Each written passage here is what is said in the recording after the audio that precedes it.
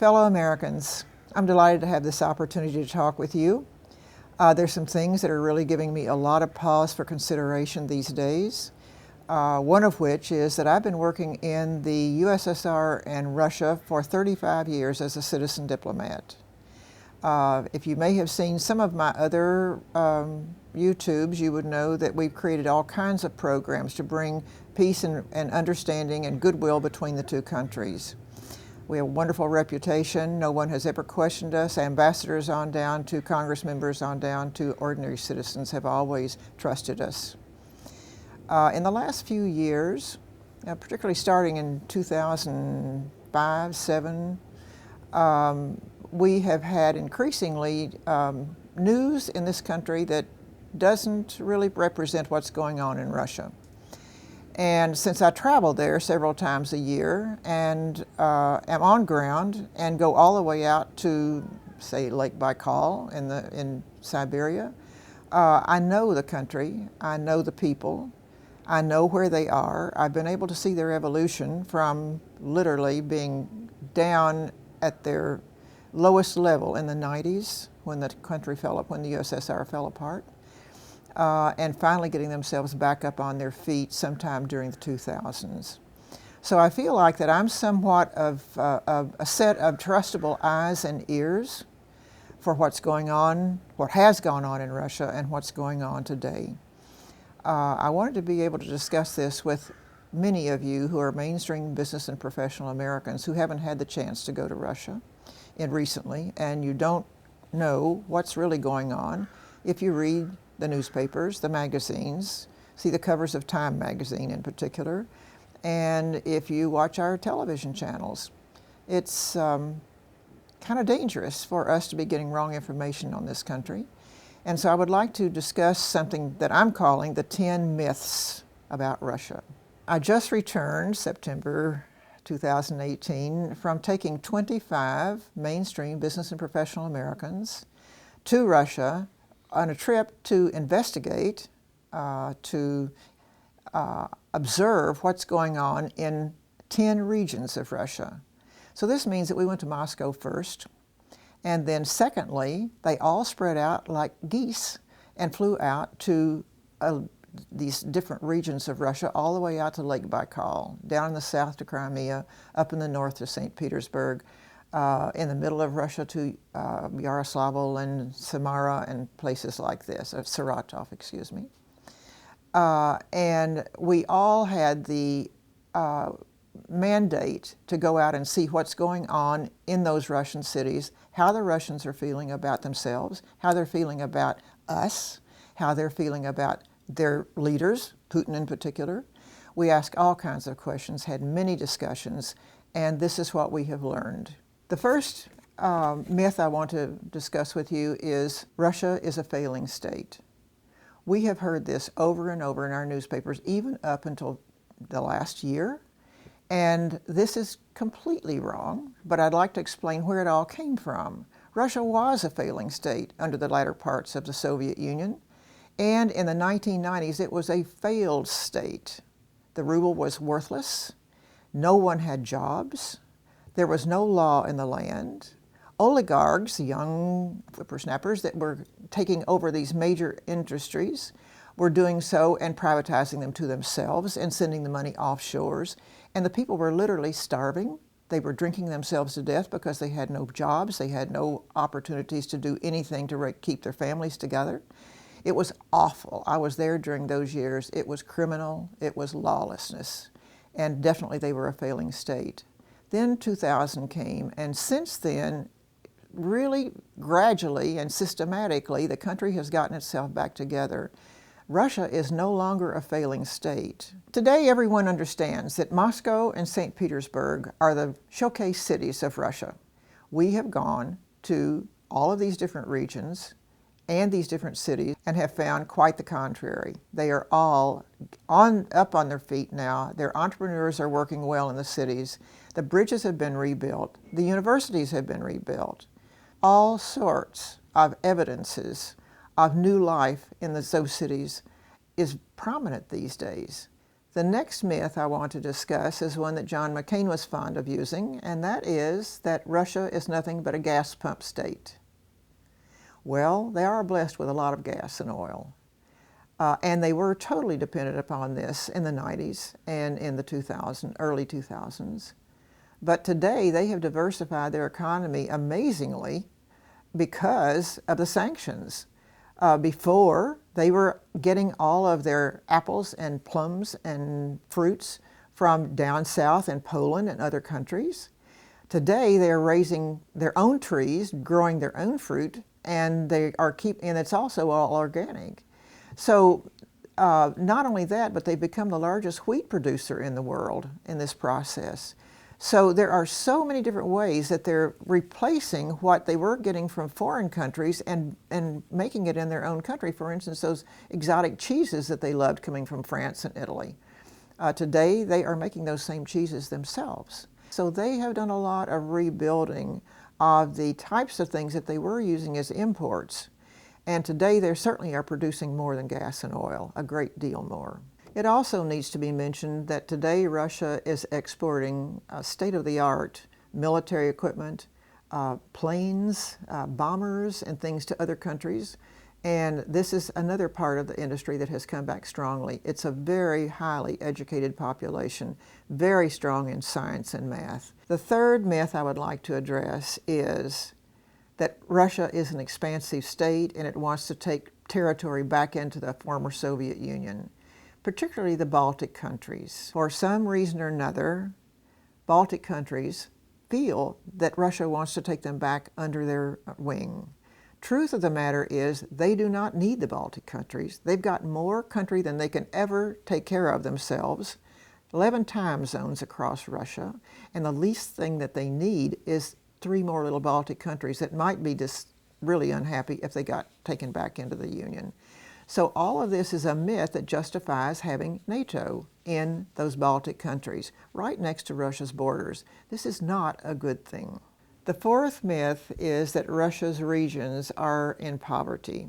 It is true in some ways, because there's a lot of land out there outside of Moscow and St. Petersburg that is still rural. It still has wooden houses in it. It still has people that live in their dachas. And frankly, they're the older people. The younger people have already left and gone to the cities. And those areas are dying out. It happens. It happened in the United States. I remember when my granny lived in such a house in Kentucky. And we would go over in the coal regions of Kentucky and go over bumpy roads that nobody had ever bothered to pave. And we went to visit my grandmother in a tiny little wooden shack, just like I see, or almost like I see in Russia today. There's another type of city out across Russia that is dying out, and these are places that were one industry cities during the Soviet Union. That means that a particular type of industry, maybe it was the wood industry, or maybe it was something having to do with defense industries. But at any rate, one city occupied a whole area where the manufacture of these products of different types were carried out. And so they call them one industry towns. And of course today, many of those industries are not even needed. They're not working. And so that leaves a pocket of people out there who are basically now the retirees. They're on pension, very small pensions, and those cities are dying out. Another example of this type of evolution has gone on in the United States in areas like Flint, Michigan. I happened to be there several years ago and saw a city that some 85,000 people had lost their jobs because the jobs were sent to other parts of the world.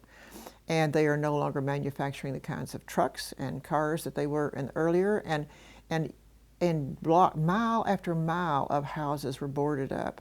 Nobody living there any longer. But where are these people? Where did they go to? How are they making a living today? Who knows? But somehow or another, they had to find a way out when the big manufacturers started sending their products outside the United States to be made. We just have to look at this as an evolution that is in process and will probably within 20 years be totally gone. Myth 5, that is that Russian men are dying at age 50. I read about this in one of our newspapers just in the last week or two. In 1990s, the men were dying at age 50. But after the 90s, when they began having more food, better health care, lots of things that they didn't have in the 90s, they began having their ages go up. Today, it's something I think around 67 years. Women are about 72. Generally, they run higher. But the male population that did survive the 90s are doing fine today. Most of them are living with their children, who are businessmen and women, and living in homes that they can afford the space to take care of them. There's less drinking, there's less smoking in the society today. They're doing much better today. We need to remember the past and the present. Myth 6, I love this one. In January, when I was preparing to go to Russia again, the State Department issued a bulletin saying that Russia is a dangerous country to travel in. Please don't go to Russia. I was shocked because I had been there a few months before and there was no danger around. But at any rate, of course, I went ahead, got my ticket, and flew to Russia, and began realizing there was nothing dangerous about the society. What had that bulletin from the State Department been all about? I can't imagine. I live in Russia part of the year, usually no more than 2 or 3 weeks at a time, but I go in and out. And I can tell you that looking out of my windows, I see young women and men walking the streets, 12 o'clock at night, never afraid of anything. Generally, Russians consider themselves living in an extremely safe society. There are no guns amongst the citizenry, and the police themselves don't carry guns. They carry billy sticks. So please go to Russia and find out for yourself. This is not a dangerous society. As a matter of fact, our trip in September showed that everyone who went out to the cities far and wide felt there was no danger in the country for them as tourists or for anybody else walking the streets. Myth 7. For some reason or another, a lot of people in this country think that Russia intends to take over America's role in the world as number one. This is completely fallacious. Russia doesn't intend ever again to take over any country or any type of role in the world that would dominate others. They learned a hard lesson in the Soviet Union. All of them looked back and said, my God, what were we trying to do, uniting all of these people and searching for people that would stand with us in the world that was divided with the West, and they don't want any part of it. What they do want is to be able to build their own country independently of anybody else, to create their own rules, to live by their own laws, and to prosper. Number 8 is that Putin is a thug. I don't know where this got started, but apparently, because he was a KGB, people have considered that he's a thug and a dangerous man and into assassinating people and all manner of bad activities. The truth of the matter is, as far as I can see, and I've watched him very closely, Putin is a very logical, straightforward, slow to anger, very respectful political figure who has gained a lot of respect in the world for the way he's handled situations that have come to Russia since he's been the president. I had the fortune to meet Putin back before he ever dreamed of being president. Spent a really intense conversation with him on a program that I wanted to run. And I was amazed even then at the fact that he was so different from any other Soviet bureaucrat that I had met.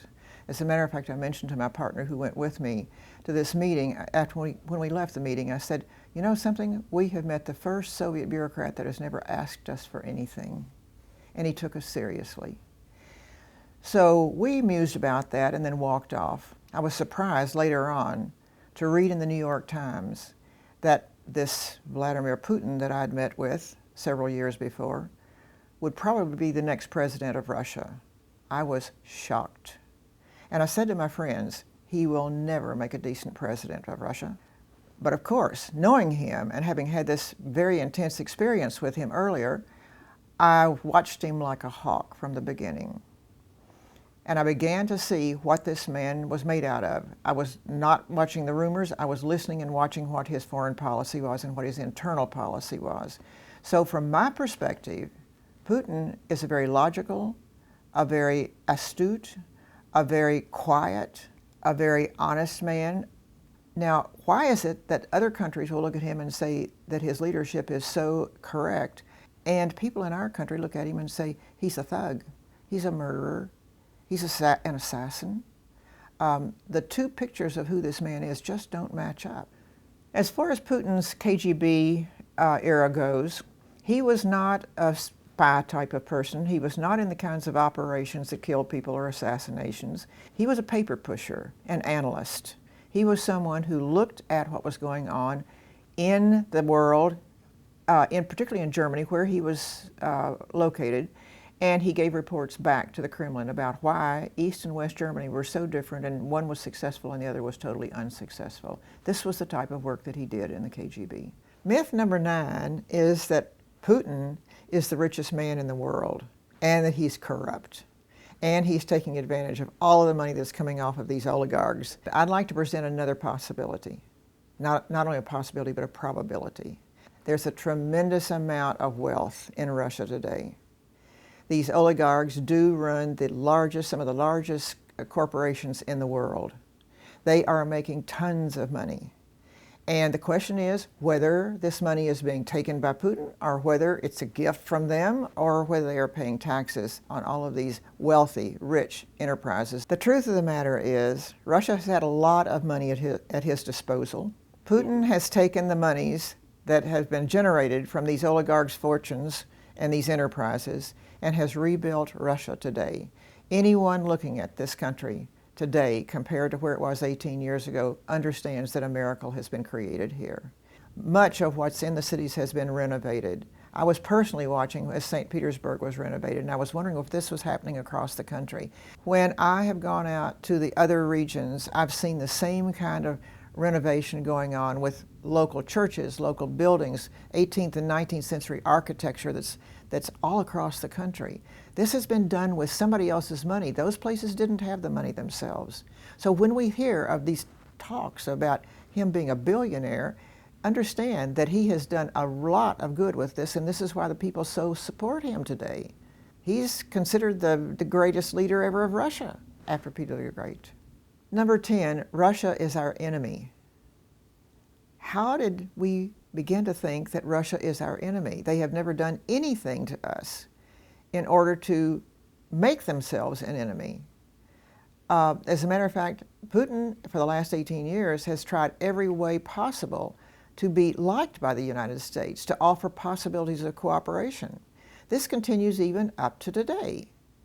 As far as whether there's an enemyship from the people themselves, there's absolutely none. We have just come from 10 regions and 15 cities across Russia, and we haven't had one single manifestation of any kind of enemyship from the Russian people. They all say, we want to be friends with the United States, we admire Americans, we look up to you as a leader and number one in the world, we want to be like you.